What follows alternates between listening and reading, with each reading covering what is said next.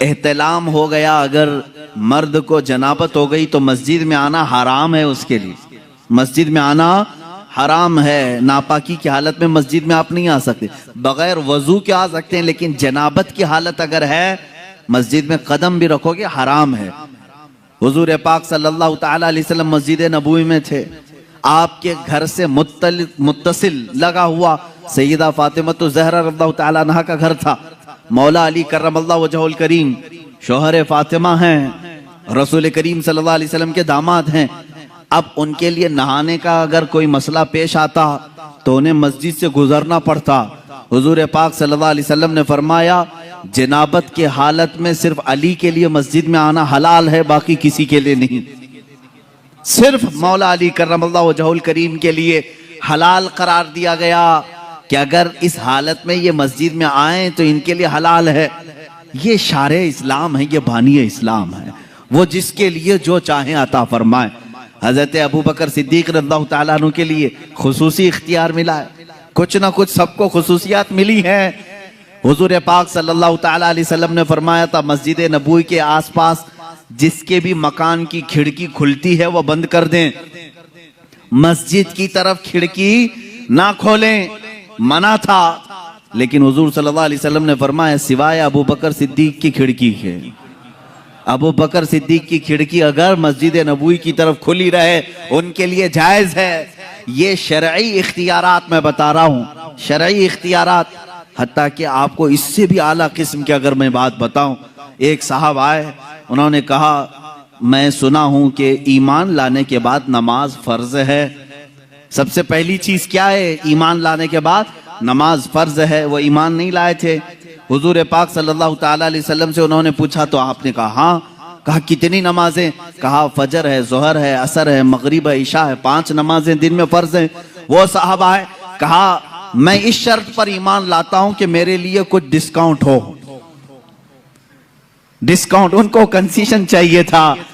پوچھا حضور پاک صلی اللہ علیہ وسلم نے تم کیا چاہتے ہو؟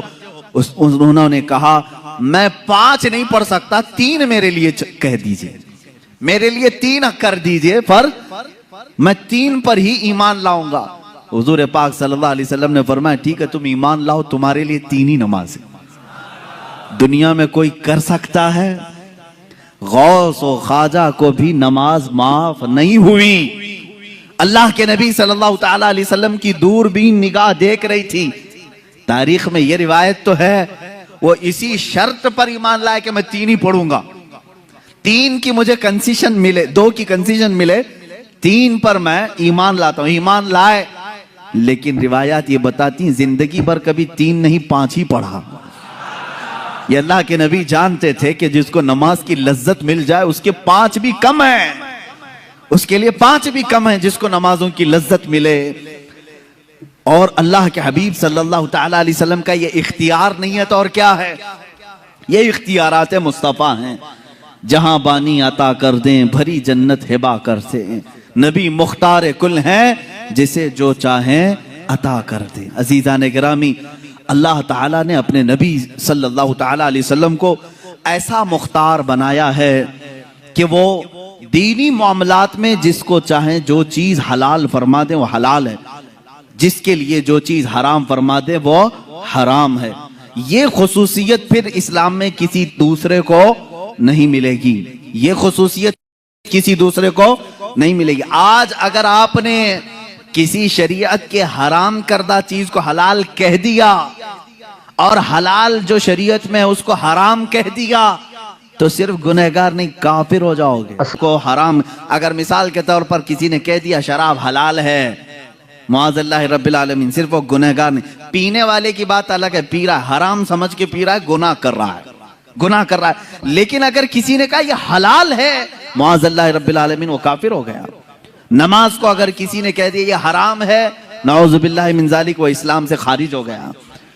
تو یہ تو صرف شریعت مصطفیٰ صلی اللہ علیہ وسلم میں میرے آقا صلی اللہ تعالیٰ علیہ وسلم کی خصوصیت ہے، ان کا اختیار ہے کہ وہ جس چیز کو چاہیں حلال فرمائے، جس چیز کو چاہیں حرام فرمائے۔ نبی مختار کل ہیں، جسے جو چاہیں عطا کر دیں۔ عطا کرنے کے بارے میں اگر دیکھا جائے تو تو دنیا میں بھی بے حساب عطا کیا، آخرت میں بھی بے حساب عطا کیا۔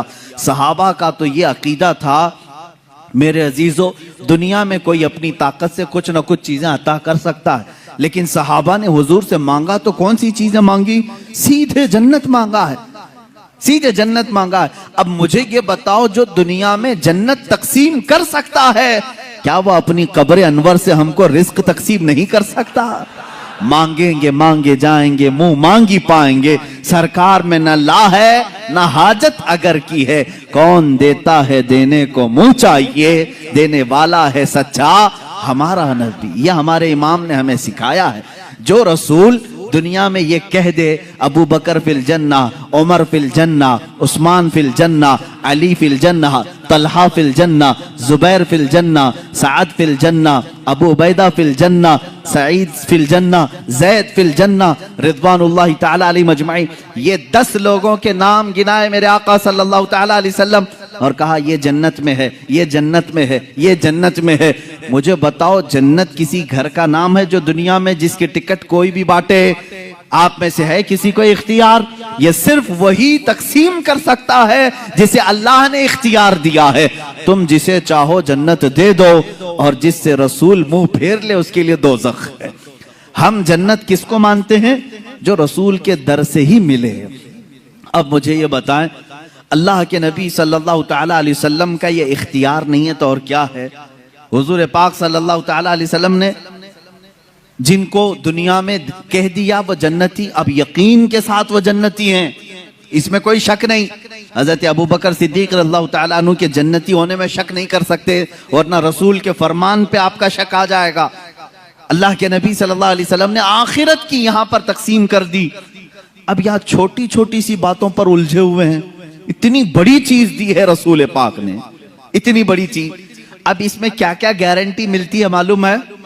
کیا کیا گارنٹی؟ اگر حضور پاک صلی اللہ تعالی علیہ وسلم نے یہ فرما دیا کہ ابو بکر فی الجنہ، مطلب کیا ہے؟ ابو بکر جنت میں ہے، یہ فرما دیا۔ اب اس ایک لفظ سے حضور نے کیا کیا دیا معلوم ہے؟ سب سے پہلی چیز اس بات کی گارنٹی دے دی کہ ان کا خاتمہ ایمان پر ہوگا، بغیر اس کے تو جنت نہیں ہے، یہ گارنٹی ملی۔ اور دوسری چیز حضور پاک صلی اللہ تعالی علیہ وسلم نے فرما دیا ابو بکر فی الجنہ، جنت میں ہیں، اس کا مطلب ہے دوسری گارنٹی ملی قبر میں جنت کی کھڑکیاں کھل جائیں گی۔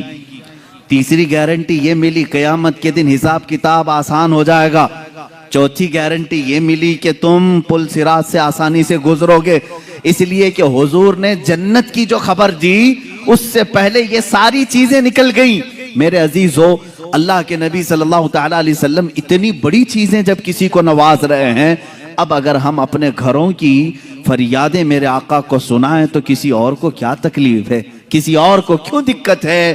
اللہ نے انہیں عطا کیا ہے اور امت کو نوازنے کے لیے ہی عطا کیا ہے۔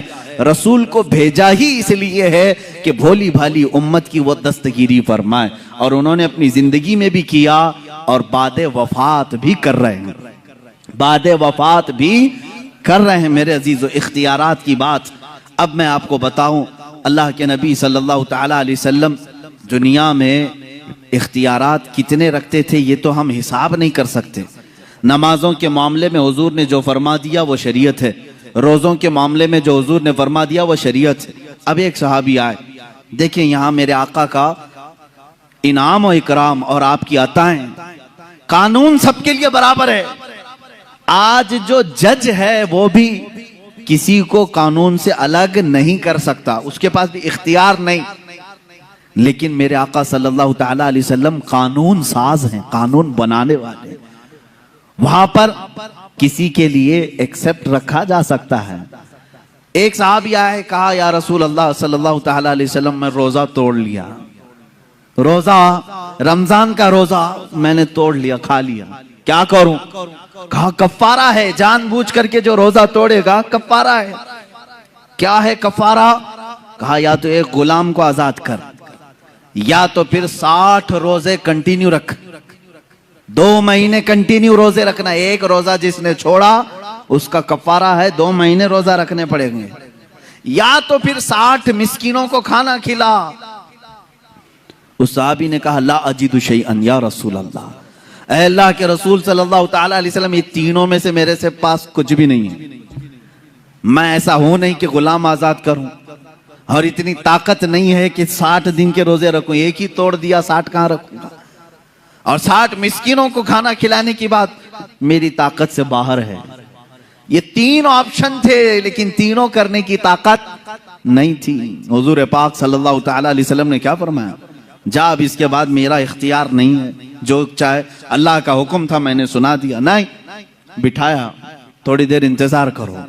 محفل میں ایک صاحب کھجوروں کا ٹوکرا لے کر کے آئے، کھجوروں کا ٹوکرا، رسول کریم صلی اللہ تعالی علیہ وسلم نے وہ ٹوکرا اٹھایا، اس صحابی سے کہا جا پورے مدینے میں یہ خیرات کر دے، تیرے روزوں کا کفارہ ہو جائے گا، یہ بانٹ دے، روزوں کا کفارہ ہو، تیرے ایک جو توڑا ہے روزہ وہ کفارہ ہو گیا۔ سنو میرے عزیزو، ابھی یہی بات ختم نہیں، وہ صحابی کھجور کا ٹوکرا لیتے ہیں اور کہتے ہیں یا رسول اللہ، پورے مدینے میں مجھ سے زیادہ غریب کوئی ہے ہی نہیں، کوئی نہیں ہے، کس کو تقسیم کروں، کس کو کھلاؤں؟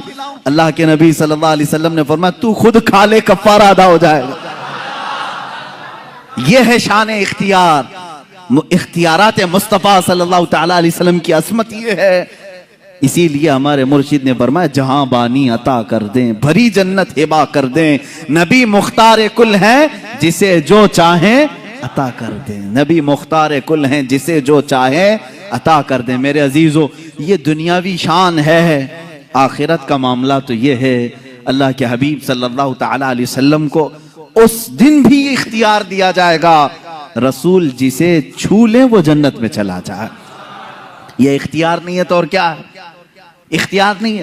حدیث پاک میں ہے میرے عزیز، جو لوگ اختیارات مصطفیٰ کے منکر ہیں، میں سمجھتا ہوں ان کو ذرا برابر بھی عقل نہیں ہوگی، پیدل ہو چکے ہیں، کیونکہ حدیثوں میں یہاں تک پڑھ لیا کہ ایک عالم بھی شفاعت کرے گا قیامت کے دن، حافظ بھی، ایک حاجی بھی شفاعت کرے گا، اس کو شفاعت کی اجازت دی جائے گی، تو رسول پاک کی شفاعت کیسے انکار کر سکتے ہو؟ ان کا اختیار کتنا ہوگا؟ آؤ میں بتاتا ہوں اختیار کتنا ہوگا۔ اللہ میرے آقا صلی اللہ تعالی علیہ وسلم فرماتے ہیں قیامت کے دن ایک صحابی نے پوچھا یا رسول اللہ میں آپ کو کہاں ڈھونڈوں، میں کہاں ڈھونڈوں؟ پورے محشر کے میدان 3 ایڈریس حضور نے بتائے ہیں، 3 پتے بتائے۔ اللہ کے نبی صلی اللہ علیہ وسلم نے فرمایا یا تو تم مجھے حوض کوثر پہ دیکھو گے، میں پیاسے امتیوں کو پانی پلا رہا ہوں گا،